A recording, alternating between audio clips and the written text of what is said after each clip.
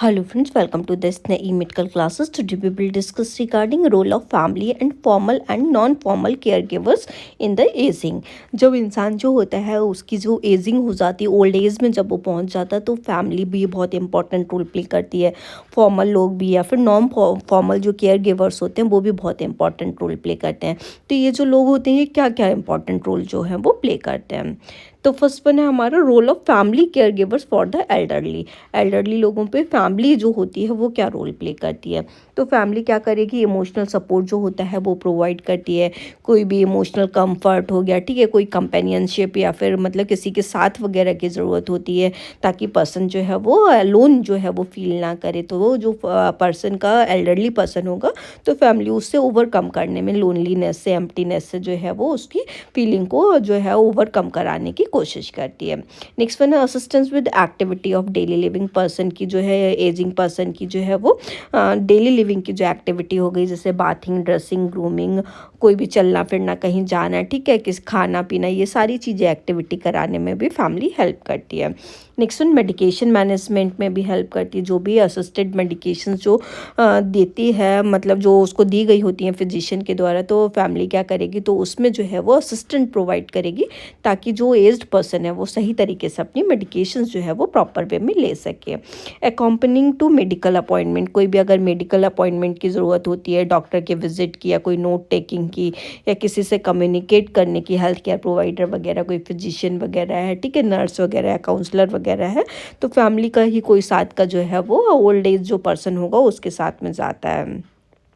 Next one advocacy जो है वो करती है, वो एक्ट करेगी एज एन एडवोकेट जो है फैमिली जो है वो एक्ट करती है ताकि कोई भी एल्डरली पर्सन जो है उसको पूरी नीड, उसका कोई भी अगर प्रेफरेंस वगैरह जो है वो उसको जो है वो मिल सके, as per the need, as per the preference, उसकी चीज़ें जो है उसके पास में जो है वो पहुंच सके। और हेल्थ केयर वगैरह कोई भी अगर चीज़ें जो उसको रिक्वायर्ड हो रही हैं एज्ड पर्सन को, तो वो सारी चीज़ें जो है उसको वो मिल सकें। तो एज एन एडवोकेट भी फैमिली रोल प्ले करती है।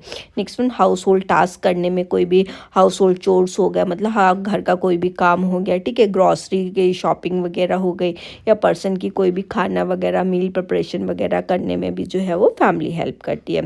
फाइनेंशियल मैनेजमेंट भी, कोई भी बजटिंग वगैरह है, बिल का पेमेंट हो गया, कोई फाइनेंशियल डिसीजन मेकिंग करानी है तो फैमिली भी उसमें इंपॉर्टेंट रोल प्ले करती है ताकि ओल्ड एज पर्सन के ऊपर कोई भी बर्डन जो है वो ना आए।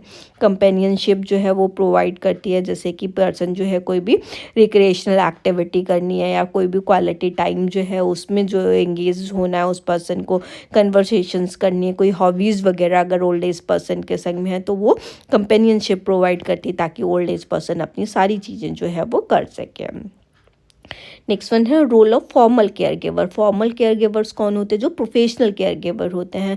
तो वो क्या रोल प्ले करते हैं, तो वो स्किल्ड मेडिकल केयर जो होगी वो प्रोवाइड करेंगे। अगर ओल्ड एज पर्सन को कोई भी स्किल्स वगैरह की, जैसे उसको कोई वूंड हो गया या फिर कोई क्रोनिक डिजीज़ वगैरह है, मेडिकल केयर की रिक्वायरमेंट हो रही है उसमें, तो जो होंगे फॉर्मल केयर गिवर वो केयर प्रोवाइड करते हैं। मेडिकेशन को लगाने में, कोई भी स्केड्यूल टाइम पे राइट डोज वगैरह लगाने में, कैसे लगानी है, किस टाइम पे देनी है, तो उसमें भी रोल प्ले करेंगे वो लोग। फिजिकल असिस्टेंट प्रोवाइड करेंगे उनको चलने फिरने में, कोई फिजिकल एक्टिविटी कराने में, कहीं जगह से एक जगह से दूसरी जगह ट्रांसफ़र करने में उनको जो है वो इम्पॉर्टेंट रोल प्ले करते हैं। हेल्थ कंडीशन जो है वो मॉनिटर करने में भी मेन रोल प्ले करते हैं जो फॉर्मल केयर गिवर्स होते हैं, उनके वाइटल साइंस लेने में, ठीक है, उनको मॉनिटर करने में, कहीं उनमें कोई फ्लक्चुएशंस देखने के लिए तो नहीं मिल रहा है, ये सारी चीज़ें करने में जो फॉर्मल केयर गिवर होते हैं वो रोल प्ले करते हैं। नेक्स्ट मील प्लानिंग और न्यूट्रिशन में उनका एज़ पर द जो भी डाइट प्लान वगैरह होगा उसके अकॉर्डिंग उन्हें खाना मिल रहा है कि नहीं मिल रहा है, ठीक है, तो वो करने में भी फॉर्मल केयर गिवर जो होते हैं वो रोल प्ले करते हैं। डिमेंशिया केयर, जैसे कि ओल्ड एज पर्सन जो होता है उसको अल्जाइमर वगैरह, डिमेंशिया वगैरह जो है वो कॉमनली देखने के लिए मिलता है, जिसमें पर्सन अपनी चीज़ें जो है वो भूलने लगता है और उसकी जो कॉग्निटिव इम्पैक्ट्स जो हैं वो देखने के लिए मिलते हैं, उसमें कॉग्निशन जो है वो प्रॉब्लम देखने के लिए मिलेंगी। तो उसकी reading, writing, learning, daily activity वगैरह कहाँ है, वो क्या कर रहा है, किससे बात कर रहा है, ये सारी चीज़ें जो हैं वो बिल्कुल कम हो जाती हैं, उसे कुछ ज़्यादा याद नहीं रहता और वो सबको भूलने लगता है। तो डिमेंशिया केयर भी फॉर्मल केयर गिवर जो होते हैं वो प्रोवाइड करते हैं। नेक्स्ट वन, रिस्पाइट केयर जो है वो प्रोवाइड करते हैं। Offer temporary relief to family caregivers allowing them time for self care.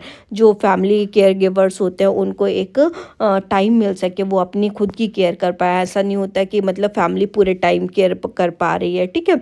तो समटाइम्स क्या होता है, फॉर्मल केयर गिवर भी रखे जाते हैं, कोई नर्स वगैरह या फिर कोई भी पर्सन जो है घर में केयर गिवर रखा जाता है, ताकि ओल्ड एज पर्सन की केयर जो है वो सही से हो पाए और जो फैमिली है उनको अपने लिए पर्सनल स्पेस, सेल्फ केयर जो है वो खुद कर पाए। Next one, role of non formal caregiver. Non formal caregivers कौन होते हैं, जैसे कोई भी वॉलंटियर हो गया, वॉलंटियर का जो होते हैं ग्रुपिंग बनती है, जैसे एनजीओज वगैरह जो होते हैं उनमें होते हैं। फ्रेंड्स हो गया, नेबर्स हो गए, तो वो क्या करते हैं, एल्डर को पर्सन को जो है वो केयर प्रोवाइड कर सकते हैं। वो भी क्या करेंगे, कैंपेनियनशिप जो होगा, सोशल सपोर्ट जो होगा, उसमें जो है वो उनको लाने की कोशिश करेंगे ताकि वो जो है अपने खालीपन से जो है वो ओवरकम कर सके।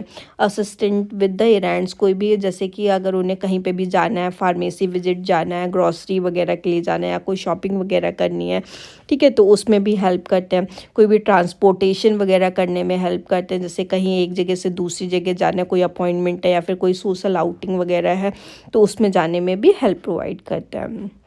नेक्स्ट वन, टेक्नोलॉजी वगैरह जो है उसमें अगर उसको नेविगेट करते हैं ताकि वो ओल्ड एज पर्सन जो टेक्नोलॉजी को भी जो है वो कर सके, कम्युनिकेट कर सके, एंटरटेनमेंट, टीवी वगैरह देखना, मोबाइल वगैरह चलाना, ताकि उस एक्टिविटीज़ वगैरह में उस पर्सन को जो है वो इन्वॉल्व कर सके। तो टेक्नोलॉजी असिस्टेंट भी जो होंगे नॉन फॉर्मल केयर गिवर वो प्रोवाइड करते हैं। होम सेफ्टी चेक, घर में कोई ऐसी चीज़ें तो नहीं है, ठीक है, ऐसा तो नहीं है किसी ओल्ड एज पर्सन को उससे चोट लग सकती, तो होम सेफ्टी का असेसमेंट कर सकते हैं वो, ठीक है, या फिर उनको सजेस्ट कर सकते हैं कि कैसे करके इस चीज़ को जो है वो इम्प्रूव किया जा सकता है। वो फैमिली को सजेस्ट करते हैं, आप ये हटा सकते हैं, ये कर सकते हैं, ठीक है। तो डिफरेंट डिफरेंट सजेशंस जो होते हैं वो फैमिली मेम्बर्स को देते हैं। Assistant with home maintenance, home maintenance वगैरह, हाउस होल्ड टास्क वगैरह कैसे करने, कैसे कि अप टू डेट उन सारी चीज़ों को रखना है, ठीक है। तो ये सारी चीज़ें करने में भी जो नॉन फॉर्मल केयर गिवर्स होते हैं जो अपनी चीज़ें जो है वो प्रोवाइड करते हैं।